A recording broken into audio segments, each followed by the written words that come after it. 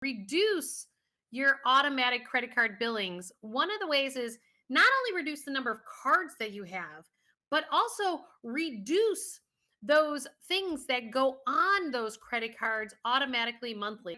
What do you have automatically billed to your credit cards that maybe don't serve you today?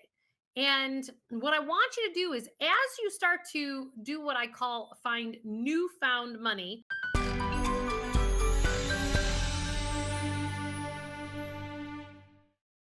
everybody, what is going on? We are going to talk today about how you can take 5 different ways to boost your cash flows. Are you ready? I'm going to take this little snippet from a seminar that I taught the other day. So I'm going to share my screen. And before I do, don't forget to hit that subscribe, like, and notification bell. Why? Because we are going to get you to a life that you absolutely love because you deserve it. So let me share my screen here. And we are going to talk about these different ways to do this. So, number one, this goes to, this is a piece from my book, Awaken Your Wealth, which you could go to awakenyourwealthbook.com if you wanted to. I give my book away for free. You just have to pay for your own shipping. And I have a workbook and a mini course, an online course if you want to go deeper. But this is a snippet from my book. And we'll put the link below for the book. But first thing is reduce your automatic credit card billings. What does that mean? Meaning, I find that we all have an awful lot of financial chaos going on by having so many credit card lines, so many debt lines, and it's always like we're throwing it all around. So if you reduce your automatic credit card billings, one of the ways is not only reduce the number of cards that you have, but also reduce those things that go on those credit cards automatically monthly. What do you have automatically billed to your credit cards that maybe don't serve you today? And what I want you to do is, as you start to do what I call find newfound money, which I have a whole other different video on newfound money, which I will include in the links below as well. Um, and then I also have a blog on that. I'll put that link there as well to help you dive a little bit deeper. But when you add these up, let's say there's $7 here, there's $20 there, and there's $15 there. I don't know. At the end of the day, you might wind up with $50 to $100 that's automatically being billed to your credit card that you don't really desire today, or maybe fix that cell phone bill that is billed on your credit card every month, that maybe you want to reduce that packaging because they're always redoing packaging all the time. So that is the first way that you can boost your cash flow. Okay. And let's take a look at the second one here. To boost your cash flows, the second one is, I want you to find creative solutions to reduce your rent or your mortgage expenses. Now, people will be like, well, interest rates just went up, Jewel, and my interest rate is lower. Here's the thing. I had someone who really wanted to change their career as a client. And she didn't really know how to do it because she had a 3-bedroom condo here in the city, and she lived here in the city. And we were brainstorming ideas one day. And I said, well, is there a reason why selling your condo is one of the options? Move into a smaller place instead of a 3-bedroom by yourself. Go down to a 1-bedroom or a studio. You could do that. That is an option, right? But I asked her, what happened in your body as I was telling you that you like shrink where you live? And she's like, well, I don't like that at all. It's like, well, don't do anything to boost your cash flow that makes your physical body contract or gives you the icky feelings. Why? Because it's not something that's going to be good for you long run. You're going to jump into a suffering pattern there if you do that. It's super important for you to actually stay in a place of empowerment by choosing the option that feels neutral or good to you in your physical body, even though your brain might be telling you something else. So the solution we came up to with her condo is that she actually found 2 renters for the other 2 bedrooms. And she actually wound up only spending $250 a month out of her own pocket to live in her own condo. So somebody else was paying down the principal, and she rented those 2 rooms out. And now it's years later, and she had a 6 year period of time where she rented those rooms out, and she still has the same place. It's actually almost paid off now because she kept it, and she was continuing to hit those goals and desires of what she wanted. And she shifted her career to starting her own business and living a life that she loves. So there are ways to do this. I myself, with the pandemic, I ran my business out of 2 commercial units, and they could also be zoned as residential. So with the pandemic and people starting to work from home more a couple of years later, I decided, you know what, I'm going to rent that one out. And all those years that I've rented it over the last 19 years, that money has been going towards the principal. And it's like, well, just rent it out to somebody else and we're good to go. So those are all things to think about, that how can this help you hit your goals? And sometimes it takes some out of the box solutions. So don't think it has to just be one way or the highway. So let's take a look at number 3.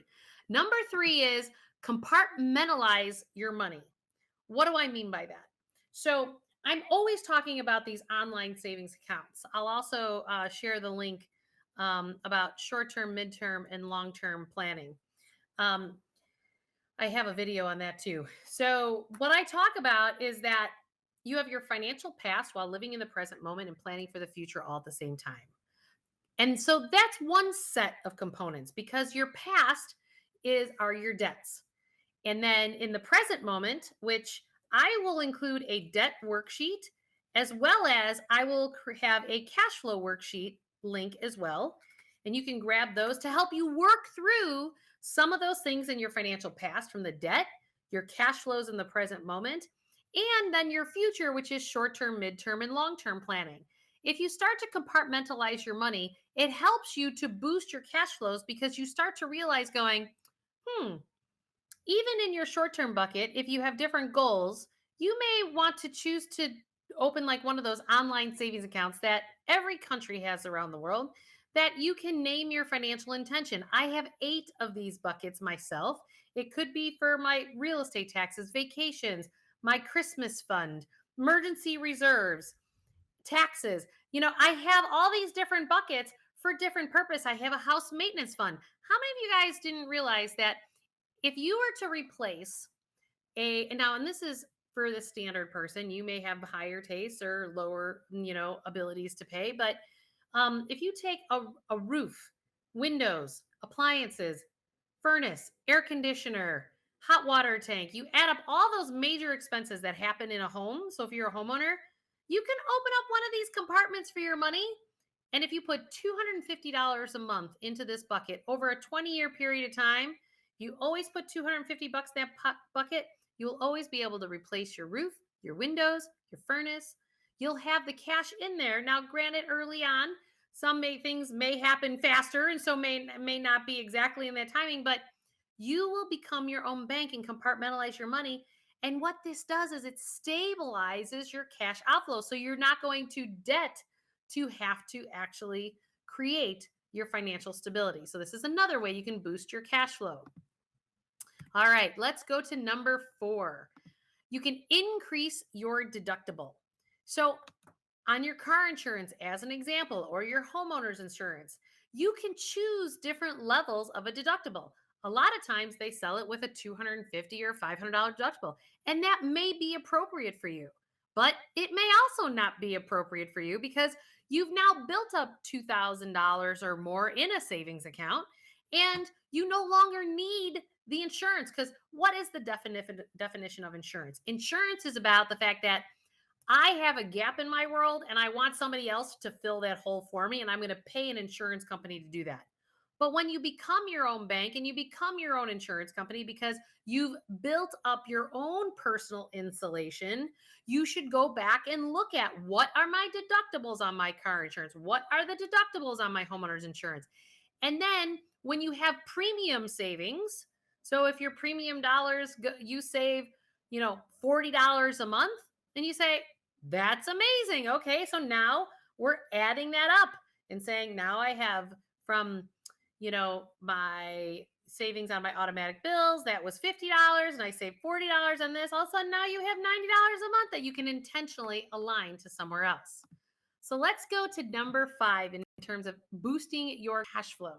So number 5 is set an amount for your weekly pocket money and always pay cash. How does this boost your cash flow? Well, you don't create debt on your credit card. It's funny.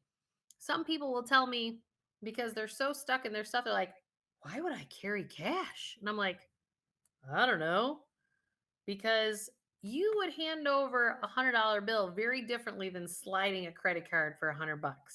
And so if you're really trying to boost your cash flow, decide what's that amount of money you want to spend every week and take it out once a week in cash, or have a separate account that has a separate debit card that you only transfer this amount a month or week over. And when it's gone, it's gone. You're putting your own controls and your own constraints based on being in a place of empowerment of what you want to spend. And that will help you get more to a life that you absolutely love.